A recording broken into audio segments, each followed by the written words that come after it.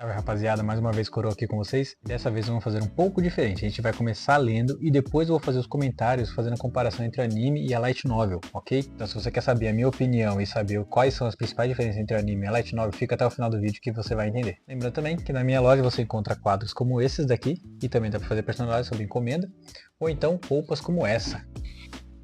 Temos vários personagens, também temos sob demanda. Então acesse o link que está aqui debaixo na descrição do vídeo e bora lá para Mushoku Tensei, volume 1, capítulo 2. Lilia costumava ser uma serva real do harém do Palácio Asura. Além de seus deveres habituais como uma dama de companhia, seu papel também exigia que atuasse como guarda. Era esperado que pegasse em armas e defendesse seu mestre, caso necessário. Dedicou-se a seus deveres e realizou seu trabalho como serva sem qualquer erro ou falha. Quando se tratava de sua atuação como lutadora, no entanto, sua habilidade com uma espada era no máximo mediana, e isso na melhor das hipóteses. Como resultado, Lilia se viu totalmente dominada quando um assassino atacou a princesa recém-nascida, e sofreu uma perfuração bem na perna. A lâmina tinha sido banhada em veneno, do tipo adequado para matar mesmo membros da família real, com uma toxina problemática que não podia ser curada com magia de purificação. Graças ao fato de a ferida ter sido prontamente tratada com magia de cura, junto com as tentativas do médico de neutralizar o veneno, Lilia conseguiu sobreviver, mas permaneceram algumas sequelas. Elas não representavam um obstáculo para sua vida cotidiana,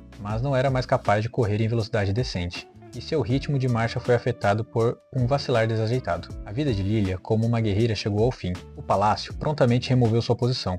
Ela foi completamente capaz de entender os motivos para isso. Era só que fazia sentido ser demitida de um emprego que não poderia mais exercer. Embora isso a deixasse incapaz de pagar por suas despesas básicas, dada sua posição na corte, considerava-se sortuda por não ter sido secretamente executada, e assim sendo, abandonou a capital. O cérebro por trás da tentativa de assassinato da princesa ainda estava por ser encontrado. Como alguém familiarizado com o funcionamento interno do harém do palácio, Lilia sabia muito bem que seria um provável alvo, ou talvez, será que o palácio não a libertara para atrair quem estivesse por trás dessa trama? Quando foi levada à corte, ficou curiosa sobre o motivo de terem contratado uma mulher de uma família tão simples como a sua. Talvez quisessem contratar uma empregada que pudesse ser facilmente descartada. Seja qual fosse o caso, para sua própria segurança precisava partir para o mais longe possível da capital, independente de o palácio querer usá-la como isca ou não. Ela não tinha qualquer ordem de permanência, então não restava nada para segurá-la. Ela não sentia mais nenhum senso de obrigação com a sua agora antiga vida. Depois de participar de uma série de diligências, Lilia chegou à região de Fitoa, uma vasta área agrícola nas fronteiras do reino, além da cidade de Iroha, a cidade onde residia o lorde local. A região alcançava um pouco além dos vastos campos de trigo, e Lilia decidiu procurar trabalho nesse lugar. Com a perna comprometida, uma carreira envolvendo uma luta estaria fora do jogo. Ela ainda podia treinar espadachins, mas preferia continuar com seu trabalho de assistente, principalmente porque isso pagava muito melhor. Pelos arredores do reino havia muita gente capaz de empunhar uma espada e ensinar outras pessoas a fazer o mesmo. Enquanto isso, as empregadas reais devidamente treinadas, capazes de supervisionar o funcionamento de uma casa inteira, eram poucas. Mesmo se o salário fosse abaixo do que esperava, dinheiro continuava sendo dinheiro. Ser contratada como serva pelo Lorde de Fitoa, ou até mesmo pelos nobres de alto escalão que o serviam, seria algo arriscado. As pessoas nesses círculos sociais tinham contatos na capital. Se descobrissem que ela era uma criada que serviu a um harém real, tinha uma boa chance de ser apanhada nas tramas políticas alheias. Lilia não queria fazer parte de algo assim. Já havia flertado com a morte uma vez, e isso bastou. Sem querer ofender a princesa, mas agora faria apenas o que queria, em algum lugar bem longe da guerra de sucessão. A questão era que as famílias menos ricas não poderiam pagar por seus serviços. Encontrar um lugar seguro e ainda receber um salário decente mostrou-se bastante difícil. Depois de um mês vagando por Fitoa, finalmente encontrou um anúncio de emprego que chamou sua atenção. Um cavaleiro de baixo escalão de Buena Village estava à procura de uma governanta. A publicação especificava que estavam procurando alguém com experiência em criar crianças que pudesse preferencialmente atuar como parteira. Buena Village era uma pequena aldeia no extremo da região de Fitoa, ficava no meio do nada, meio que redefinia os padrões de nada. A localização era inconveniente, mas, por outro lado, era tudo que Lilia queria. Seu empregador, sendo um cavaleiro, mesmo de baixa patente, seria outro bônus inesperado. Foi o nome do empregador, entretanto, que realmente chamou sua atenção. Lilia o reconheceu, Paul Greirat, ou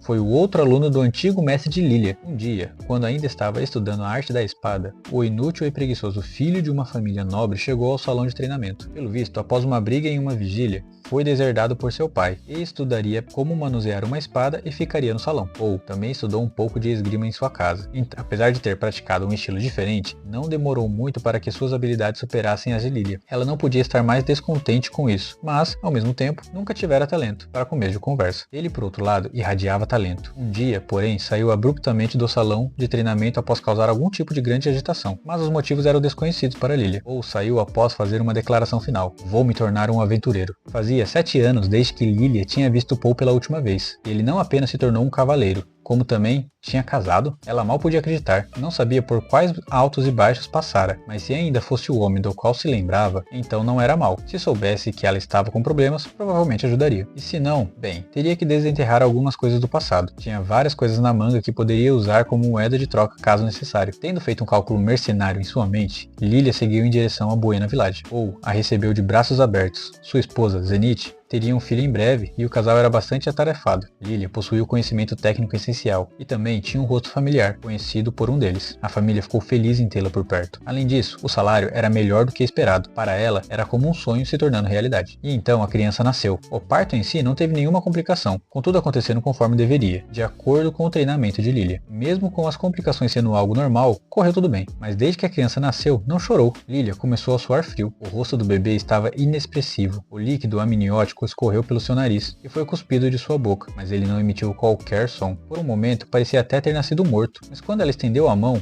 pôde sentir o pulso quente do bebê, além dos movimentos de sua respiração. Ainda assim, ele não chorou. Lilia lembrou-se de algo que ouviu de uma das criadas que a treinaram. As crianças que não choravam ao nascer tendiam a apresentar uma série de anormalidades. Nesse mesmo instante, porém, seus pensamentos foram interrompidos.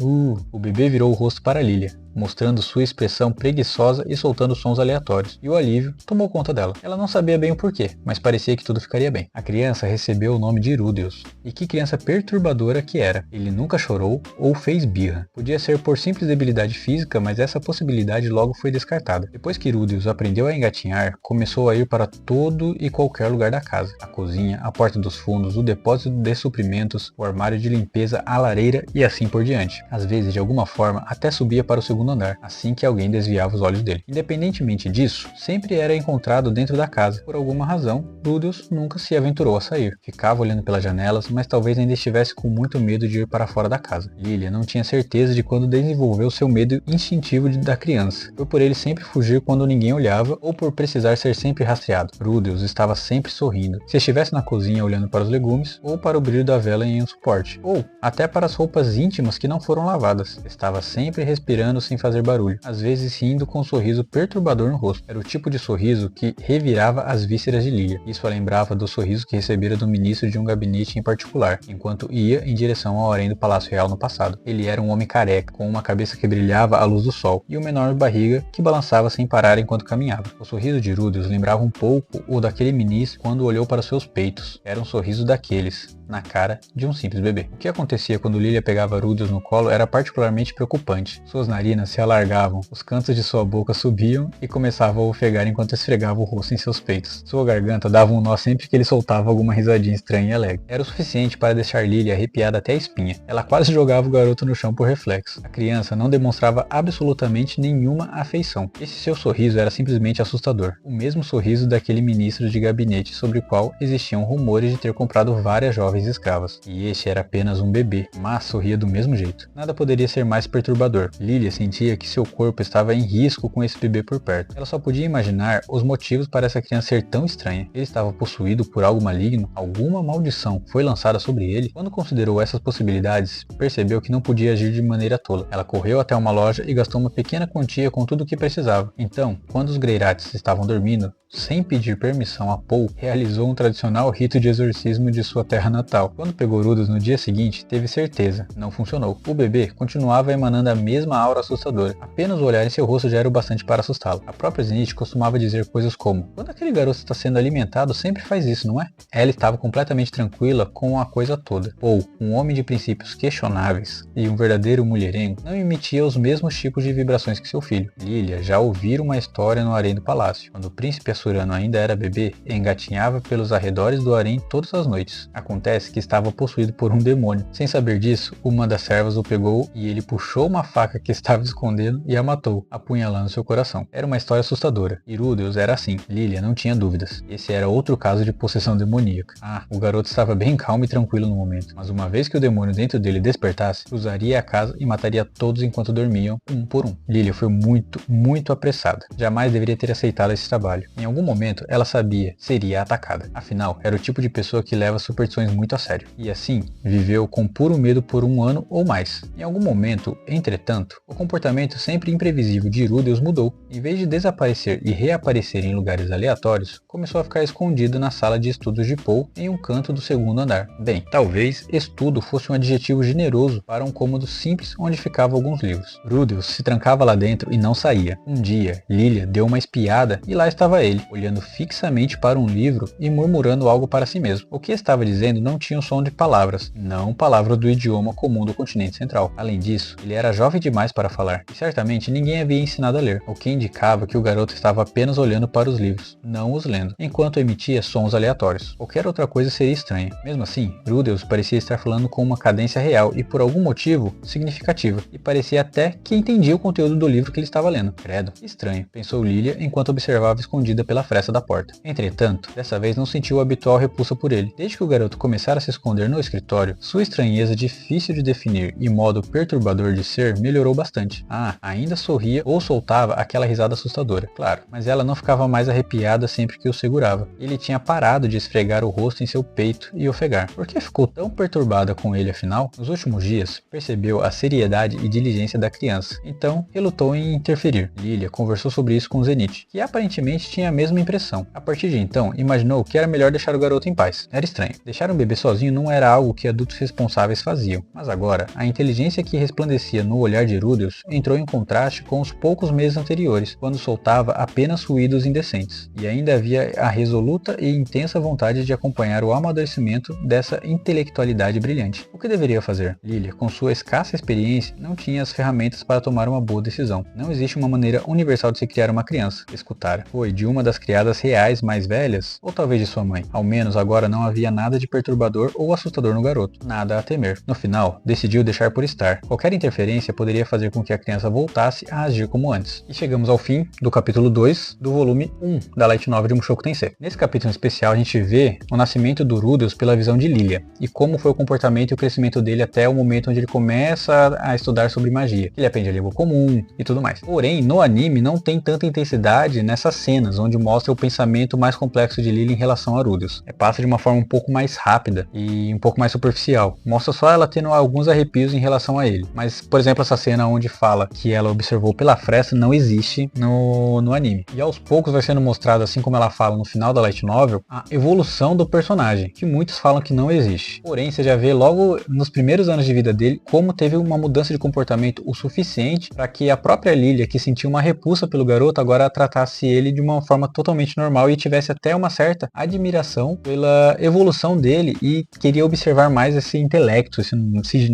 gênio que estava nascendo, né? A partir de agora a gente vai entrar nas maiores diferenças reais que vai ter do anime para Light Novel. Por enquanto foi só uma superficial, só a apresentação dos personagens. Essa admiração de Lilia por Rudeus só vai nascer no anime lá para quando ele já tá voltando do reino de Fitoa, onde ele já resgatou a Aisha e ela do Palácio de Pax. Ou melhor, não é que só vai surgir naquele ponto, na verdade, só vai ser falado naquele ponto. Então é isso, chegamos ao final. Acompanha aí, curte, comenta e compartilha. Valeu!